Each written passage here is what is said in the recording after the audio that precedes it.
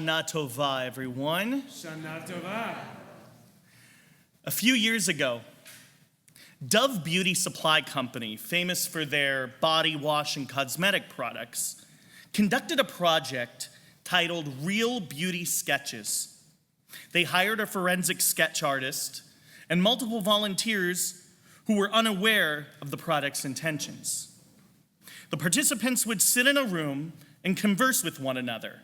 And every 5 minutes or so, one of the participants was called to another room where the artist was shielded by a barrier, preventing the artist from seeing the participant.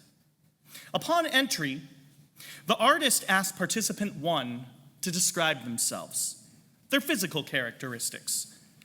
Do you have thick or thin hair? Happy or sad eyes? Full lips? Tell me about your chin, your nose. Some of the responses included, my chin protrudes a little bit, especially when I smile. I have a fat, rounder face. I have a pretty big forehead. The study noted that many of the self-reflected responses were less than flattering. Upon completion, the artist asked participant 1 to step out of the room, welcomed in participant 2 to describe participant 1 with the same questions. Describe their hair, tell me about their nose, and so on. These responses were now very different from the originals. She had nice blue eyes. They lit up when she spoke. Her nose was beautiful, the perfect ratio on her face. By the time both sketches were complete, he welcomed the 2 participants back into the room and showed them his work. They were astonished, seeing the first picture of how participant 1 viewed themselves, and then witnessing a second sketch of how participant 2 described them. Participant 1 said, the first sketch, I look closed off, fatter and sadder. The second sketch, I look open, friendlier, brighter, happy. I should be more grateful for my natural beauty. It impacts everything, and it couldn't be more critical to my happiness. I need to spend more time appreciating the things I do like about myself. What would our self-described sketches look like? Our eyes, our smiles, our hair? We must be able to see the beauty in ourselves.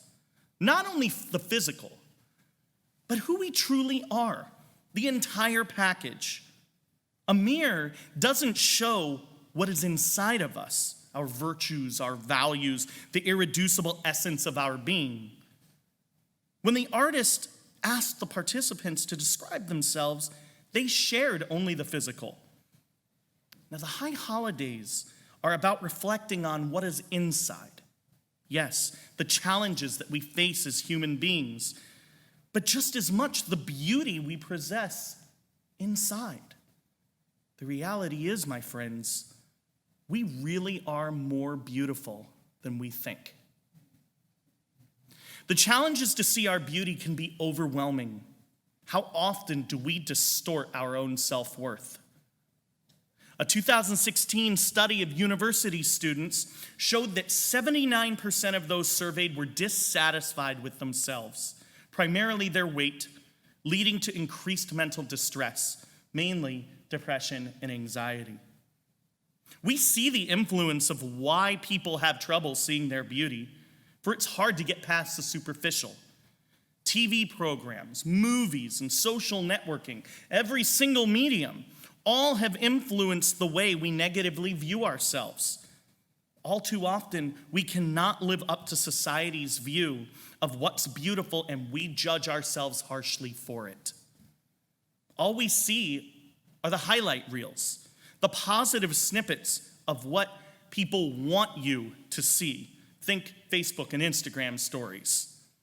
And despite the desire to emulate those not totally real pictures, we simply cannot live up to those expectations. No one can or ought to.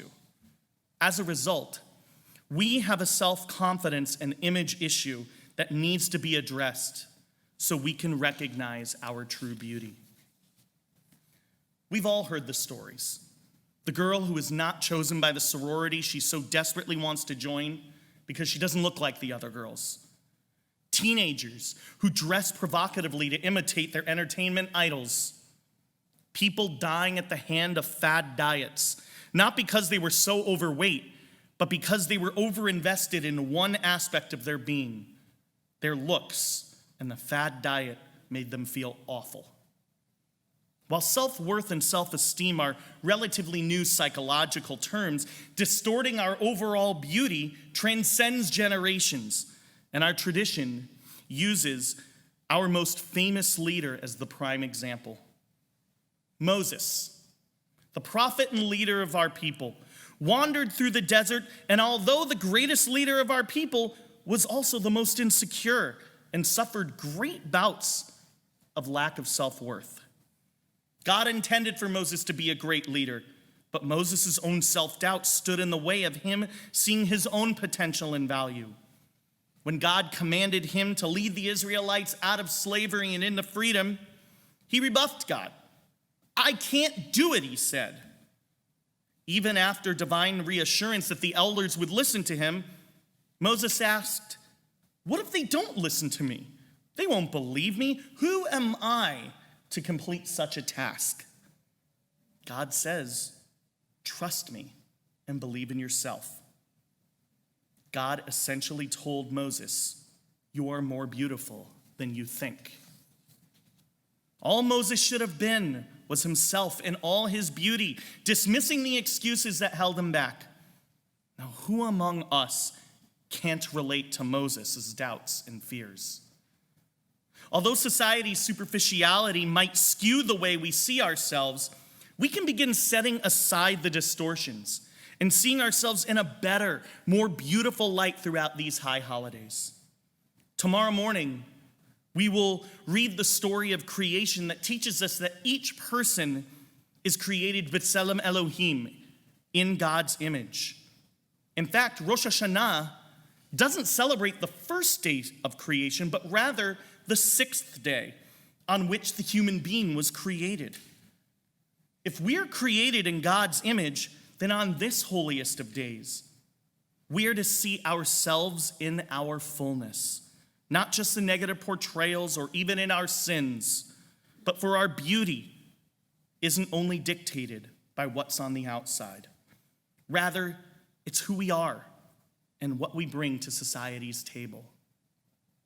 Rabbi Gunther Plaut, great scholar of the last century, teaches 3 meanings that explore our likeness to God. First, being created in divine's image makes us special. After all, God didn't designate any other creature as such. Secondly, if each of us is like God, then all of us together work to define and enhance that image. Finally, being created b'tselem Elohim shows our moral potential to be good. We become godlike when we partake in actions of justice, love, and mercy. And if we recognize the goodness within us and what that goodness can bring, the full picture of our being will shine brightly, not just our exterior, but our interior too. Think back to the Dove Beauty Supply study. The artist for us on this high holidays is God. God sketched us in unique, wonderful, and spectacular ways. Are we able to see the self-portrait? Are we able to appreciate it? Move all other influences out of the way and just focus on what God has sketched. This portrait is also a self-reflection of God. Regardless of our age, we have the capability to see the divine in ourselves. The overall beauty, a stunning sketch. I decided to do an unofficial study myself. I asked 3 young people, 8-year-old Sarah, 14-year-old Matthew, and 23-year-old Abigail, a few questions to gain perspective of how they see themselves. I asked each of them, what part of yourself do you like best? The young and athletic Matthew answered, "My arms." Perhaps he'd never been asked that question before, because I wasn't surprised he immediately went to a physical attribute. Hoping for a bit more depth from the other two, Sarah and Abigail blew me away. Answering the same question, Sarah, in her 8 years of wisdom, said, "I like that I'm nice to people and that I can make people smile." Abigail then told me she loves her openness to others, her ability to understand people and to be a good listener. She emphasized that her hero was not an entertainment figure, but someone who did incredible things for others. So I replied, "You're not impressed by celebrities?" And she resoundingly said, "No. People are too busy focusing on the what rather than the what's inside.